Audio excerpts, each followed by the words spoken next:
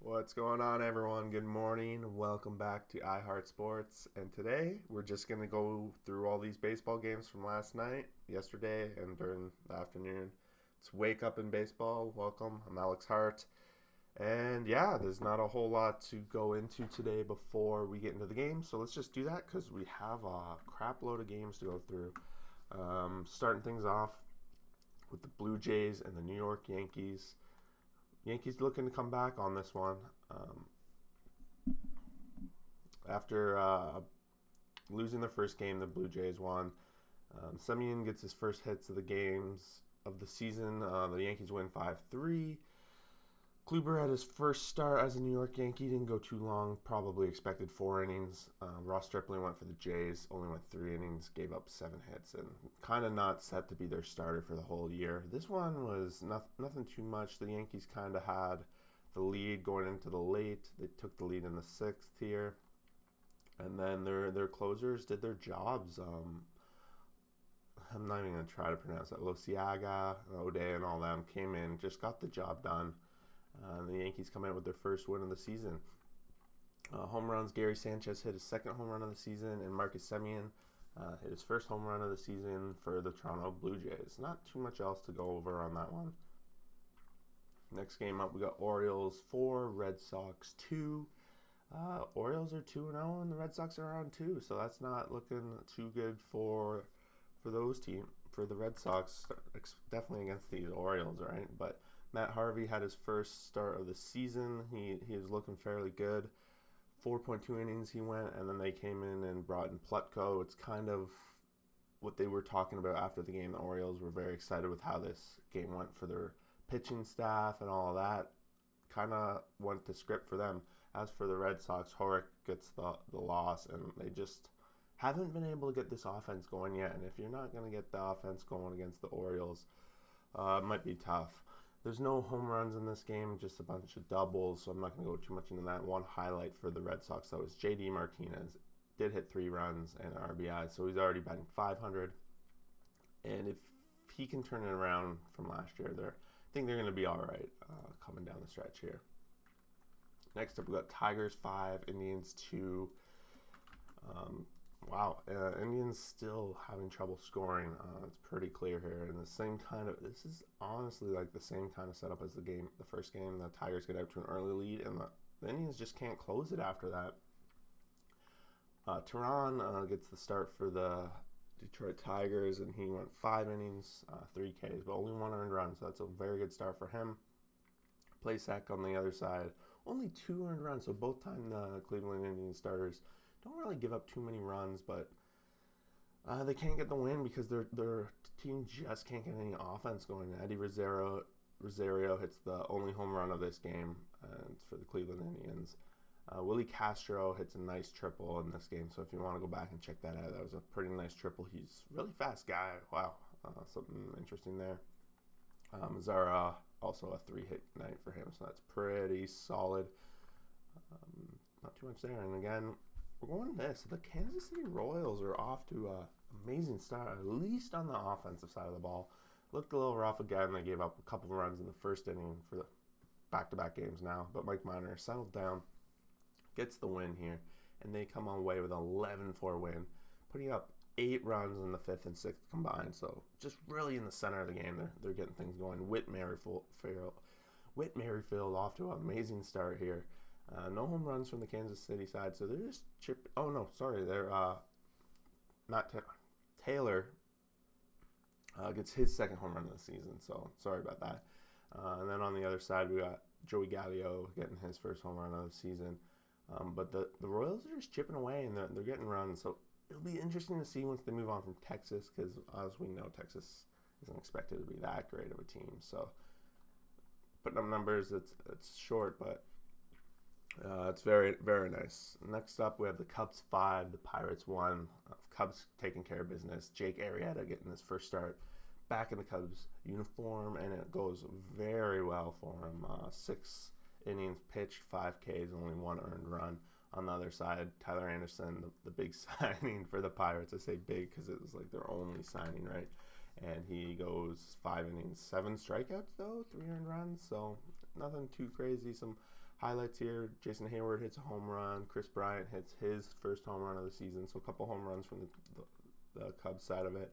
They have a little bit of offense here, and their pitching gets the job done. So on the other side of it, at least the Cubs don't start 0-2 against the Pirates. So that's a good sign. Quickly turn things around, and that's great. Now we're looking at here where we got Zach Wheeler having an amazing start. First game of the season for him. Phillies win 4-0, and really a lot of it has to do with Zach Wheeler. He pitched a crazy game. 7 innings pitched, 10 Ks. Believe it or not, that's not going to be the most Ks on this night. We'll get to that game in a second. On the other side, Charlie Morton has his first game pitching for the Atlanta Braves. Goes 5 innings, 5 strikeouts.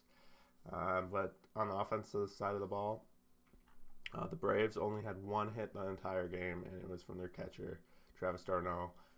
And on the other side, there was no home runs. So just a couple of well-timed hits. Real Muto, one of my big boys, my big fanboy of him, had a good start to the season so far. And even Wheeler seems to be the guy who got the job done for his team. He had 2 hits himself and 2 RBIs. So winning on the pitching, winning on the batting. We're going to have to give that MVP probably to Wheeler today for sure. Next up, we got the Houston Astros and the Oakland Athletics, 9-1. Astros are now 3-0, and that's going to be tied for first in the league. Here, I just want to see something here. Okay, yeah. 4 of the runs came in the 9th again, a little 9th inning. So that does possibly have something to worry about the A's with the bullpen, but they haven't really been in the lead, so I'm sure they're not giving it all they can. Home run side of the thing, they got Alvarez, his first home run for the Astros. He had a big game, 3 hits, 3 RBIs. Alarmin Diaz, he also had 3 hits. So like the Astros offense really got going this game, and they really got going this series. So that's something of concern for the A's, not being able to really keep up with the Astros here. It's kind of a rematch from the playoffs last year. Not going so well. Laying some colors. Pitching for the Astros, 5 innings, 1 earned run, 7 Ks. Very good start. Not quite the quality start, but gets it done. On the other side, Irving, 4 innings pitched and 4 earned runs and only 2 Ks. So the A's off to a rough start here. I watched a little bit of this game, but nothing really stood out to it. So just the Astros really hammering it down. This is where the game gets interesting. Reds 9, Cardinals 6, and everyone was talking about this game last night because Nick Castellanos gets beamed by the pitcher, and he gives him the stare down, and they kind of exchange some stuff. And then a little bit later in the inning, pass ball goes by. He's on third base, and he runs home, and it's a tight race, and the pitcher's sliding, he's sliding, and then he gets safe, and he gets up, and he goes, "Let's go!" And then that was not happy, and Molina was not happy about that, got up in his face, blah, blah, blah. There was even a tweet thrown around last night about Castellanos saying after the game that, man, even if Molina punched me in the face, I'd still have asked him for a signed jersey. So that just goes to show how much Molina's respected in this league, et cetera, et cetera.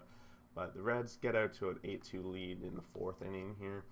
They didn't really look back, but the Cardinals did show some late life with a couple runs in the late, but it was too little, too late.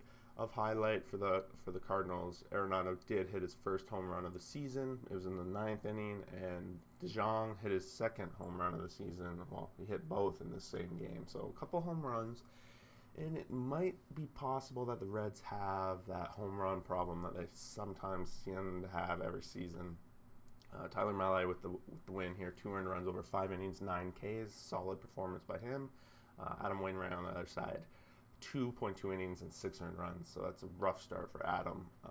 He's been in this league for a long time. Honestly, I'm surprised to see him going out there every day, every night, so I won't be surprised if he doesn't have the best season for him, and the Cardinals are really looking for someone to step up for them. Other than that, let's give some shout-out to Castellanos. He ends up coming out of the game. I don't know, maybe he got out of the game after that. I'm not super sure, but for the most part, it's pretty solid across the board for the Reds on the offense. This next game, if you've been following this series at all, they had very low-scoring first couple games. Now the Marlins 12, Rays 7. Marlins down the stretch really get 6 runs over the last 2 innings that they batted. I didn't watch a whole lot of this. Not really the series that grabs my attention, but we're still going to take a look here. So Sterling Marte, 4 hits, big, solid, big. Can't really hate him. Chisholm, the guy I wanted to focus on this season, still not doing super good. Home runs. We got Cooper and Adam Duvall both hitting their first home runs of the season for the Marlins. On the other side, we have Zunino for the Tampa Bay Rays. Interestingly enough, it looks like Chris Archer came in for the Rays after Rich Hill started this game, which I'm a little shocked by, to be honest. I didn't suspect to see that coming. Is that what their plan is with him? I don't know. There's a lot of guys on this Rays team that are starting pitcher caliber. So Rich Hill started this game 4 Ks of 4 innings. And then Archer came in for 2, and he gave up 3 earned runs. And then they even have Colin Mayhew at the end there, who we all know is a starter at one point of his career. Maybe not anymore, but he gave up 3 earned runs. So all these guys giving up a lot of runs for the Rays. Not like them at all. On the other side, we got Bass closing out this game for the Marlins. After last night, the night before, he kind of blew the game, so it's good to see them going back to him here. But overall, they went through a lot of pitchers, and it was their bullpen that really closed the door in the last 4 innings. 0 earned runs over the last 4 innings. So bullpen, big part of the Marlins here. After the night before, they really were the reason they lost. So at least there's that, right? And that's pretty much all I got for this. If someone wants to drop a comment below on what might be more, there's a big game, but it's just so much baseball on a day. It's hard to tune into everything. I didn't see anything pop up on the Reddit boards or anything of interest. So moving on. This was a pitcher's duel. The Twins 2, Brewers nothing. There was no run scored until a 7th inning home run by Byron Buxton, his 2nd of the season. But before that, we had a complete pitcher's duel. Barrios ended up going 6 innings, 12 strikeouts. And on the other side, Burns went 6.1, and it was just that home run that got him kicked out of the game. He had 11 strikeouts. So overall, after 6 innings, these guys had a combined 23 strikeouts, and they both had no hitters at that point. Pretty crazy game. That was the one I was tuned into. Really wanted to see someone go the distance, but Barrios came out right after that home run, and he's going to get the win off that, I believe. Yep. Other than that home run, there wasn't too much offense. They just managed to chip through another one when Cruz came in, pinch hit in the 8th, and the Brewers did threaten a little bit at one point, but they weren't able to cross anyone over, and that pretty much was it. The Brewers still lacking a little bit of offense. Yelich again, he went 0 for, and he had 3 Ks, so that's still something I'm going to be keeping an eye on, at least at the beginning of the season. Like, Yelich, can he get out of where his slump he was in? I hope so. We all like a little bit of Yelich in our life, right? Next up, we got the Dodgers 6, Colorado 5. Really was worrisome at one point. The Dodgers, again, were trailing going into the 8th. And had they come out of this, well, down 1-2, like, everyone would be like, ooh, what's going on with the Dodgers? I'm not so sure, but they scrape out of it. Corey Seager, 3 hits, big solid night for him. It turns out to be like a bullpen kind of wins and losses here, but I think the biggest highlight for me, looking over a little bit of this game, was McKinstry, the inside the park home run when Tapia he did that same kind of thing where Bellinger hit the home run, but then didn't hit the home run. But Tapia goes up, he saves another home run, but he keeps in the park. He thought it went over, and then he collapsed, and the guy ended up getting a in the park home run. If you haven't seen that, make sure you go check out the highlight on that. We got Gavin Lux also threw up a triple, batting in the leadoff spot, so that's a big spot for him. Home runs. Tapia actually hit a home run earlier in the game before that, and McKinstry, as I said, he pinch hit for Buehler, and he got that inside the park home run. But on the starter side, 6 innings pitched, Buehler, 4 Ks, just a decent start, 2 earned runs. John Gray on the other side, 7 Ks, 5 innings pitched, 1 earned run, so that's a great start for John Gray. And I know the Rockies want him to be consistent, and he's Mr. Inconsistent all the time, so if they can get something out of him this season, they'll be very happy. Moving along here, we got the San Diego Padres 7, the Arizona Diamondbacks 0, and this is the one where I wanted to throw out this stat. This is the first time the San Diego Padres have gone 3-0 since 1984. Just put that in perspective. It's 36 years ago. Here we are. Machado hits his first home run of the season. Musgrove coming in as a starter, 8 Ks, no earned runs, only 3 hits over 6 innings.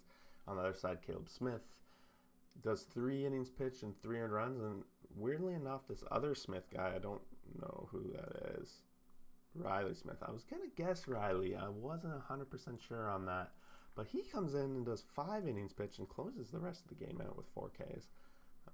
No home runs because no one scored for Arizona. And, it's hard to gauge Arizona off of one series so far, but Machado hits his home run. The offense is just clicking for San Diego so far. Of note, though, like Tatis Jr., like it's very early in the season, obviously, but he's only batting .083. But he did get 2 runs. One of them was a walk. Must have got hit by a pitch or something for the other one. I'm not sure how he gets that other one, unless strikeout and then gets on base or something like that. But or probably one of these errors, actually. So that makes a lot of sense. Yeah, Padres 3-0. I think they might play again today. It's interesting how the schedule's working. Take a look at it later. For the Chicago White Sox, they go to 1-2, and the Angels go to 2-1. Angels 5, White Sox 3. Biggest highlight of this is actually coming from the White Sox. This Mercedes guy starts the season with 8 straight hits. Finally came to an end on his 9th this game.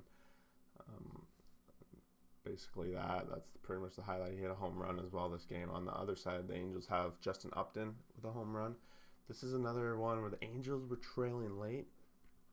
They made a comeback this time. 3 runs in the bottom of the 8th for a big comeback for the Angels. Another 2-1, and they're beating up on potentially one of the better teams in the American League. So the Angels don't want to fall behind the 8 ball early on in the season. They want to say that we're here to go. Alex Cobb doing his first start of the season for the Angels. 3 earned runs, 7 Ks, 8 hits, just 1 walk, but gets the job done for them. And then Gurria comes in for the save down the stretch. Lynn on the other side, 4.2 innings, 6 strikeouts, 0 earned runs, so they didn't keep him out for too long. He did 100 pitches in 4.2 innings, 99 pitches. So, wow, that might go to show that these Angels are really working the counts here. So I'll probably be focusing a little bit on the Angels if they play again today. I can't remember, but there's that. And then the last game of the last game of the night, we have Seattle Marlins 4, Giants 0. So the Marlins, I'm calling them the Mariners, get out of there with 2-1 up, and this Flexen guy is their new guy coming in. He went 6 Ks, 4 hits, 2 walks over 5 innings, and then Logan Webb on the other side gets 3 earned runs. He's going to be tagged with the loss. Only 5 Ks. Home runs, we got Franke, I don't know how to pronounce that one, and Haniger both hitting home runs for Seattle. So I think that's the big difference maker here. San Francisco didn't have Buster Posey in yesterday after hitting back-to-back home runs, getting the day off, and their offense doesn't really do much. Yastrzemski here was supposed to be a big highlight of them. He's off to a slow start, batting .077. So yeah, we'll take a look at that, but that basically is all the games, because New York Mets and Washington Nationals, as we all know, is postponed for the night. I'm not going to go too much into it, because when there's 14, 15 game nights, these videos are going to be much longer than I want them to be, because what can you do? You got to try and rip through these as fast as possible. Thanks everyone for watching. We'll be here for tomorrow morning again when you wake up and want to just get a quick rundown of the games. Please like, please subscribe, and thank you for watching. We'll see you next video.